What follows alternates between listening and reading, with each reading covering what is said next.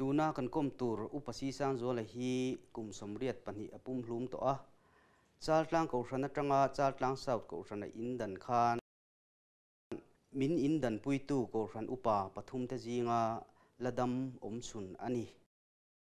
Tunah akom tu tur te hi Chaltlang South Branch Christian Thalai Paul Documentation Subcommittee te kan ni e o kapu chibai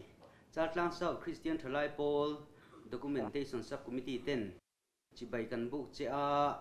etiang angkom na hun thramin pe ka wangin lom thu kan soye ka lom e chibai ule e zani hian ka lungale khop maya kan u te ho min lo ka roi tu te nom to lo anom lo zara pon yang su kai upa ber chan ka lo changa until lovin kan dong song don chu nia a se tiang bo sai na sang in khia hi ka ngai to phak ba ka nia ro pui ka ti khop mai ka lom khop mai khonga in ipian le murna min hril theyem hril thei don lom ni ka pian na khua chu tual bung ania elai nai te khian chang dir bula khian ten ka pa hi bel liama ania to lawa Kohhran Upa ania kanu hilian singi ani ko to lo ten kan unau hi paruk kan nia par zinga pani in kal san to pali kan dama ai zo la hian kan khosa vek hlong ani eng tik kuma nge nu pui inei tunge ming fa inei zate khonga in min hril theyem hril the kanu pui chu lal than pari ania ma se than pari tiana ko de bera sa ko samruka kan in nia ton a hian kan adam du na ni o fa te hi panga kan nia me se pakhat le mi papali an nia me che chu pa berania mi pa te zinga pakhat her chuan mal min niam san to a rampum huwa parong bolna ichel to te khonga in min hril theyem thei do lo mi rampum huwa phan ti lema Kohhran ka rong bol na te Kohhran pon ma ka rong bol na te e atlang pui kan sei den ma nga e ka rong bol na pui ber su Mizoram Synod ta di kha hian e Synod ta hian ka chel phok phoro ber chu sira ziak tu hen tang ni sang ko samriat pa ni changa samriat panga chung ha ka chela tin Synod noi kan committee pui Synod executive committee kan ti a hian akum sia ka sai thei to lok mu sam pa ko ve re mo ka tang marin ka hria pastoral committee hian kum som ve le mo ka tang mar bokin ka hria chung chu a phok phoro zwal de ania ten provident fund and pension fund board kan ti hian kum som lai treasurer in office zong tuwa kan pa ngai ba ka oma ten member hima ka nual boka ten han soi tel ve thawom ta ka kan ngai chu pro pastor kan ni hlui kan ya hiam boka helo pro pastor hlui ka dia ta hian kum ni ka thoka kha thang kang mala khuan ten chu na ra in la lon chuan literature committee a hian awa karma saber kania kum sari kaumani ta chuan literature committee bi ka chumi nuwa chuan board te kha kan siam ta self publication board kan tiang ta chuan a board secretary le a board editorin a department head angin kaum ve a nakina Synod literature and publication board ming aputa ta hian kum som le pasari kauma ten ram thar commission kan ti he phok phoro le dewa ta hian tum ni kauma a hau tak veo ten commission ang chi de ule ka hian tir suak atang jewa Tripura Presbyterian Kohhran ajudat suak tu convener kan ya an bul tran dalaya ngosen committee Kawmna tin silchar Bengal di Kohhran kuram thara kan da ram thara kha than tilawa zo en chiang ro an tia ta po san min di convener le Charles ko ta kan let le ta so a chuang ka zu pui pa ve ten committee rang hian ka fukim ve ka ming mera ro chuan tel lo na pathum ma chu ka neih ma se ziak tu kan ni thina ba in kan tel ki ma Kohhran kai noi thil tlem te poimo ve taksi Mizo Theological Literature Committee and Theatre Sangkong Tamfe Kawmna tin rem na le muan na kong song tu committee kan ti mayanga riat ngian dina sinatin ti mai la Kohhran ho tu te khan MKACC somriat pa thum atanga somriat pariat chung kha Kawmna rem na le muan na kan thleng fel sa na ni then lay leaders training hi kan nei thina sin ta chuan kumangawati chung part time lecturer angin na dang thul lavin kaum boka sen se Kohhran lama langsar zuala ni Kohhran pon lam kan sei kai zel meng Kohhran pon lam po hin kaum ve ni nual tun ma kan din chho kum song ve lai langsar ve tak Mizoram Writers Club kan ti hian founder secretary kan ya lekhabu kan chho viawani ta chuan ten MLA-te flam te mal te akai toi kan se me ai retia manga hian executive council member kaum ve thina ten advisory committee on art and culture nita in karhiata hian member in Kawmna sawrkarah committee ni ten district prohibition committee antia zukhapna pawh ani chu zukhap tu pawh ta chon member in Kawmna tin Mizoram Publication Board akhan kumangam sen chu member in Kawmna ve ten Mizo language committee antia hei chu andin tirat changin kala ve ngar ni omin karhia ten district prohibition committee antia state committee district Kawmna so mi district zoka chuan Kawmna ve thin lai tin Mizoram Legislative Assembly akhan tram khat chu member in Kawmna ve ten khati chung khan MSD and RB board an din thara hriathlawh ngai te indanpuitu pol ani vir mai ta chuan chairman in Kawmna ten customary law committee Mizo customary law committee chairman in Kawmna ka hun chung in kan ziak zo lo maya kalom khopa tin railway committee te om ve tlat nia railway committee te kom ve tlata tin thule hla anti mal hovina an chan sin bua le OMA central chan sin bua hian editorial board ta te kom ve thin lai Kawmna tin college ATC pathian thu kan zir lai khan SCM student Christian movement din ani ve ta chuan president masabira Kawmna ten Tunah kum ngozat kal to khan Mizoram Legislative Assembly floor le allowance en non to poll expert committee antia pathum lek kan an ruata ta sanui bara Kawmna ve ซึ่งถ้าสู้หลังสารจวลอันนี้อังโอ้เรามอมเล่ไหมจุดยังหมอพูนจันทร์บอกทั้ง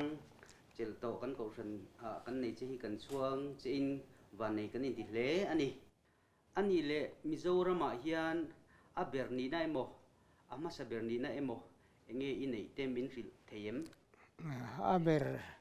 นี่นะปุยเจ้านี่พะเราไม่เที่ยวกับเชียงโตแล้ววะมาเราจูประเทศทุจิรนักกงฮิอันLTH กันเจ้าคาน private in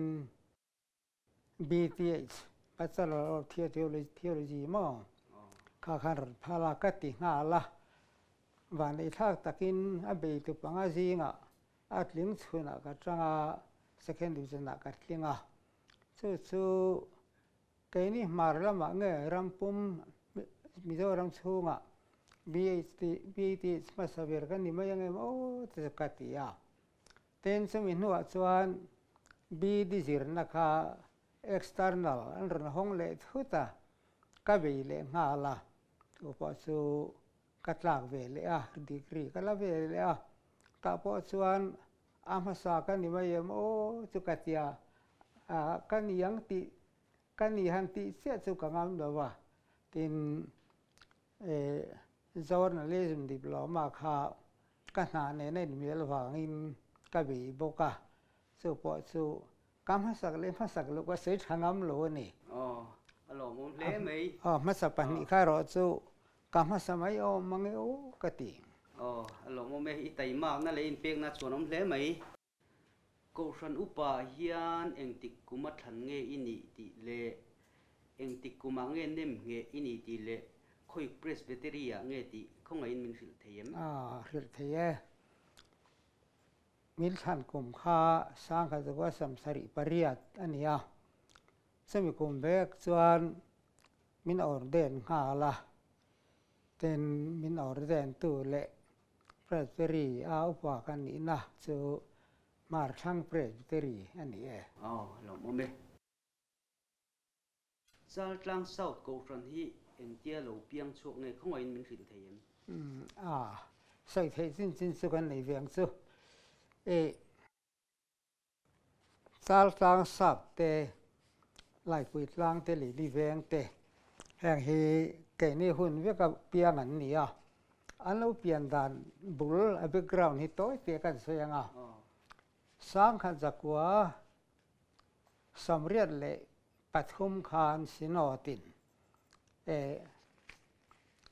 master plan siama ta chuan secretary le convener kani laumaya Kohhran len zong tur te aruam madani 12 hum Kohhran len zong tur te lian pui du lawa chak tok tur duwa chung ril ru chu kengin ser ril ru le ser policy chu kengin helaya po pator thang pui lian bial tu lo ni hlau boka Chaltlang Kohhran hi inti intender ve ila thang ti ril ru kha alo oma chu mun kha Kohhran indan na tu ram te khan da pania dor kon area te lai pui tlang te huam ve hian da pania kan murem chang vak lawa ti son lai pi tlang bik tan mi in chung bawk kho ani ta chu kan hai le de wanga samkwa pakhat vel rang khan Chaltlang South hi indan tir dan tur ngai to that le ani ta mun kha Kohhran committee anda pa ahar saviawa amaro chuna kin dewa pisang lurin in le kot zol kha Kohhran apita hlau maya chuti chung chuan piak in han sak ngot ngam khan ni lem lowa mun kan dap chho renga upa ho khan takina isang lurin min lo om lo san tak thut ta khan mi ril ruwa khilai khi tuna kan biak in hun khi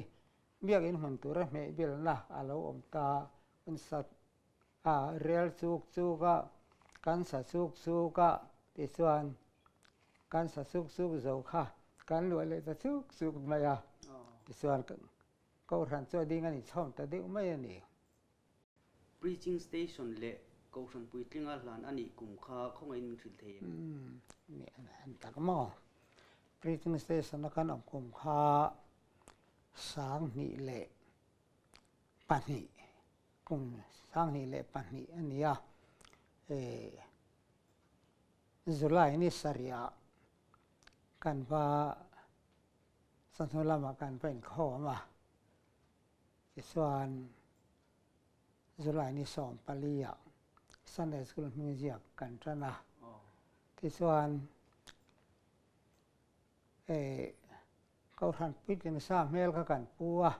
มาเซปริติงเซสงกันนี่มาอุสิยาอากุมตอบะนเวมบาร์ชา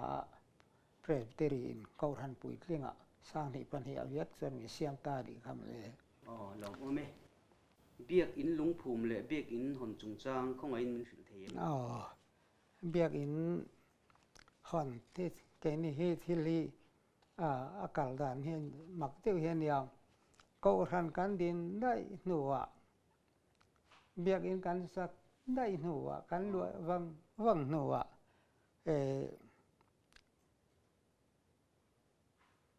สางนี่ปลี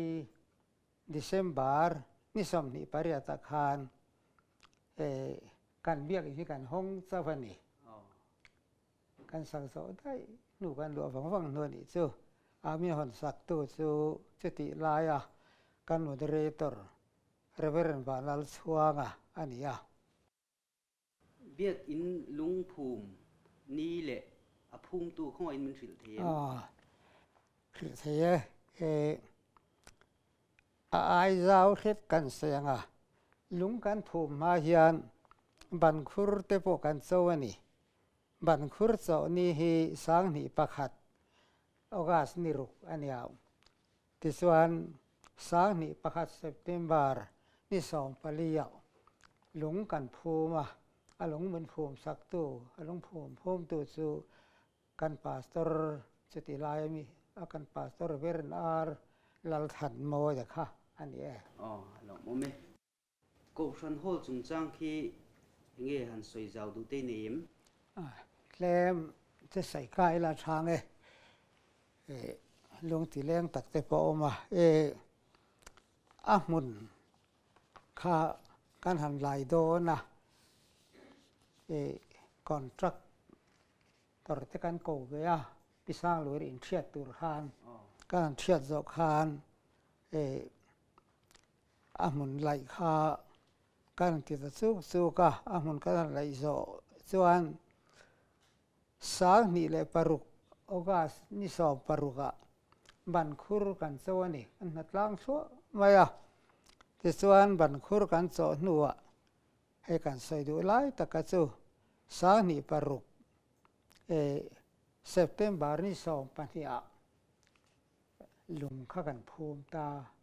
ส่วนกันอุปเตซีเนียร์ที่จริงตะลงอุปเบียกครางค่ะลุงภูมิตัวนี้ส่งแต่สู่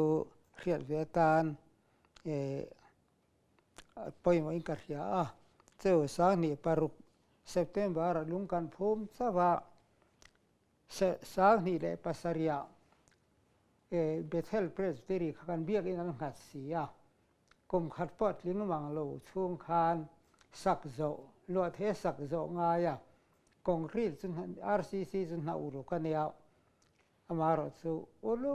ตะกัสักเลยที่ปอนเล่าแต่ข้าบอกซูเปอร์ไวเซอร์มินมังการทอกนกลวดให้โนอินสางนี่ปัสรีPresbyterian Kohhran ตัวน่าฮอลสูงตัวนักกันเนี่ยงั้นคือการสูงจะว่ามามลวินกันหลวตานี่จู่การใส่ไก่สักชายกันเสียหลงไหมกันกูฉันฮอลขี้สร้างลูริฮอลตีกันวัวนัชชันขี้ของไอ้มินฟิลเทียมใส่จากคมไม่ไปสร้างลูรินอินเละตัวลโซลเป็ดตบ ตะคานอินเตกันหันสักดูตากะคานฮอลแต่กันสักดูตากะคานพิสางหรือฮอลแต่ข้าอินแต่ข้าเทียเวียกข้างไอโดนะอันไหนตัวเตเซนติเมนกันตินางติเตโปช่วงก็เขารู้กันตินางติเตโปกันเหล่าเดียวว่าตัวท่านคอมมิตี้ข้านะไอตัวอารัมเปตูสร้างหรือมิงฮิอันก็ท่านฮอลส่วนนี้ไม่อะสร้างหรือฮอลที่เราเสียงหิงอ่ะที่ข้านอัพหัวโลกะอัพหัวโลกหนูอยากกินไหนกันจันที่ตาจนกระยาวอ๋อลองอุ้มไหมChaltlang South Kohhran Indantira Kohhran Committee Member Zat le Kohhran Member Zat te không in hriathlawh hriathlawhให้สูริโกใจเก่งเสียงตะกินเอามากันหันอินดันคานอินดันพุยตูKohhran Upaข้าปฐุมกันเอามาอุปทานะอุปเวียกร่างเละเกยข้ากันเดียที่ส่วนตัวอุปปันนิกันเนี่ยปุลลหังฟัลใส่เหลาเละปุลลโซยาที่ส่วนปังอากันนี่จูอ๋อส่วนKohhran member zat soกันอินข้อมขันกลุ่มคาน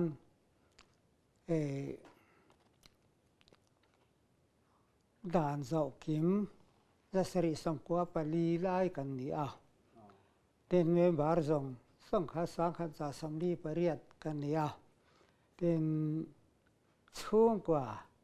จะนี่เลยส่งนี่เลยปังอากันนี่สวยเวลสักิละร่วมมันหลังส่วน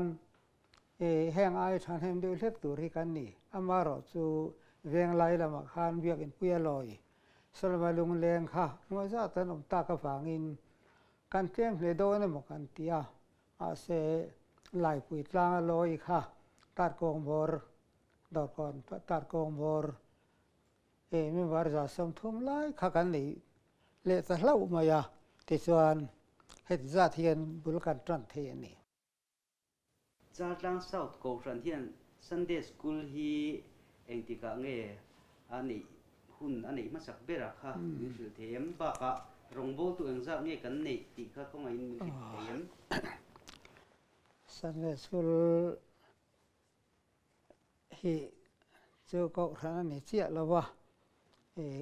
kan nei chon ngal mai aniao kan in khom tran ni July ni sari khan Sunday School kan la nei lawa July ni sari chon nuwa heta kan ve in khom wa kan vai in solam be in kharin ti chuan adot le pathian ni July ni som pali khan Sunday School ming kan ziak ta hei hi kadai ria chuan zakwa som ni paruk ting ka chin sia amaro chu kan train zubili sibini ra khan ke ma ziak tho zakwa som ni pali tene zakwa som ni chonglam chu kan ni chu tiang chuan vulkan tana ten kan Sunday School sabira kan tho alom kan soi kai me nga cheng sangli zanga somthum pali le paisa somruk panga chumi chang kan tho ni chuan rongbol tu hi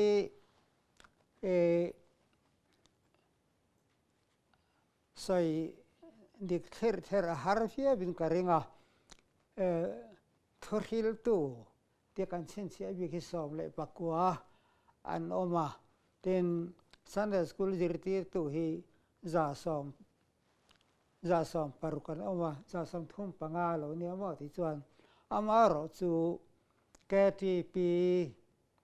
OB te le committee te kachiar tel lo ta hian Kohhran mei chia le committee te ani phei chu bulran hal ai ngai ve khan nia chu wangin kha chiar tel lo khan rongbol tu hurhil tu te Sunday School zirtir tu te chu zale somthum panga a chong kan ngai Indantira Kohhran committee nuaya committee peng sang te kha min hriathlawh hriathlawh don lom ni subcommittee kan ti hip KTP le Kohhran mi chiat tel loin ma isela ni su in pian dan dang nei hian nia ni tel loin committee panga kan neia Sunday School Finance Building Ramthar Social Front song te su kan pian rol khan om ve kha la ni không in ikut chuak le khabu sermon le article chungchang rishil theim atlang pui ka se nge o sermon lam hi chu ka ziak tam lo khop maya ka soi zat poi ka ziak lo banga mi ka kian deuh thina Christian tlang au ka in kol po in ka ziak ve mang lo ani le khabu hrim hi le khabu anga kan han siar booklet sung ve u ve deuh hlek hi sam hi bor chu tingin ka ria ka lo sin sia thar si se lawa tin article hi chu ka ziak ve teu maya ti rang ranga ma se zar ka thin sia mi lawa tin seminar paper te po hi ka ziak ve a ka seminar paper a chuan pahnih chu te ma thin sia bi ka nei a ko pakhat chu consultation ti la ding chu Asia chim chak ho reform Kohhran ten hu khom na khan Synod ayo in assembly in Singapore khan min tir ve khiata chu chuan reform self understanding ti kha ka han present ve a tin chu lo chuan tle ma chang kang ve le deuh chu role of the press ti sarkar buat saya ka presena tin sarkar le social front tang ruale mi buat saya khan Christian ethics in journalism chung te so ka present ve a chung sukle am pui tling deuh ti lo su thuziak poi mo na ti lampang chu ka ziak dem du mai lo ome Christian tlang au chanchin bu in kol dan chanchin khonga in rile ta che phur tha khap kha kha chu tak sei tur ma toi te sei kan tu manga sam sari pali sang go sam sari pali atanga sang kha za ko sam sari pakwa thleng khan editorial board member kan yaw ka kutanda top mayaw tu man min pui lo ke man ka kal pui top maya sang ko sam riat pakhat atang chuan editor hing ka puthunga riat khat atanga sam ko pasari pom hlu mo theng Christian tlang au editor hing chu ka puwa kan ha pui ber kha publication aniaw la ka bu chua aniaw amara chu min hian na ber chu Christian tlang au aniaw lamom be takani chu Christian tlang au mal som nei ka dong na sai ma tlai kho nu dewa Synod newsletter kan te bul kan tram le a ta po chuan ral veng tu khan mi min ko khom sak le ta na te na wa piang he tha ni ka ti ma ya ke ma chuan na pui ber kha chu ka thok ti po min fe bar nang le kha bu kan chu ave te wania so riat kha ta tanga sam ko pasari theng editor min pu chuan ka thok ni chu ro pui hle mai lo mo me ole kan zo na to beratan Chaltlang South Kohhran chungchanga sei du le enge cha du te nei kong thum ma sei ta ila sei tur sa tamanga amber po ka thang thiam lo Amah sa chuan kan pathian biak na le biak ina pa kan pathian biak na le kan biak dan hi ada hlau pal ka hlau le a he su nang ni Kohhran la ron en kol tur te hian ron uluk viau ula vana pa hol in khom le biak in na pathian biak in khom hi ain ang lo adang tai ani pa la ri swan tharau le ti tak setina ti te polan korin ho ne na mumal nei tak fel takin in khom ka chukal pui ro ti te heng hi karil ro chuan a oma kat san heng mai na kong khat chuan ya chu in kuta om via in karinga tin kong dang le chuan keima ni Chaltlang South Kohhran mal mai po ni lo kan bia lang hian kan phu to kin thil pe ka kan thang lo mi o katia hete in kan chiar neu te veng pui te po ka chiar neu te thina tang thei chu kan lo min ka ria se tiang chu kan ni chungin tuan ma kan hnuai mi thin te khan min le pel tatlat maya thil pe ka hi chuan tang le zual thei kan ni om mangai o katia chung te ka ril ro chuan oma tin chu lo chuan khang ba ka khan alang apau lamah po niang chu ke tri piah te po ni zuala ril ro thiang lim tak si in rual hi el nizel se thain ka ria rual el le lo en tluang tlam tak kal the nia amaro chu kauri tu ve turin rampum sentra ti piah te bia la te ke kauri tu ve phak tura tran la hi thal chu le in ka ria heng ai in ti lo chu ka ti hau lo maro chu ai na tran le zol them o ri ru thiang lim tak pu si in ti te ka ngai tu na chun oma kan soi chop deu ni chu chung chu adang dang po om thianga chung chu ka han soi du zol te chin ta se la enge zo na ba ka khan soi bel du te ine ya in thang hang ngai na hi ngai sa om ka ti ya tin in Kohhran viau mai hian ka mu wa kan ke tri pi te heng te ka ngai sa nga long ka te ka ngai te tha he te kan thian kain kal sin tir chi na chu ga chuan ka ngai tha viau ani kal mai ra ngai that om ka ti ya tu na heng thil tak te po hi Kohhran thil la bia alom ka te ke ma mi ngal angin long thu ka sei rualin ke ma mi mal mai po ni lo in Kohhran thong man member kan ni theu chun Kohhran ming po in long thu ka sei boka tin kan Kohhran chang tlun na tu re chang ka na tu ma som tu hei hi in ngai tu hi long ka tia ngai tu se ula ti te po kan sa bok cheu ni ka lo me ti chu ato na mi ro se okay ni po an lo me Upa C Sangzuala Kawmna Komna hum ni siam sa ko wangin Chaltlang South Christian Relay Poll documentation sa committee ten long thu kan se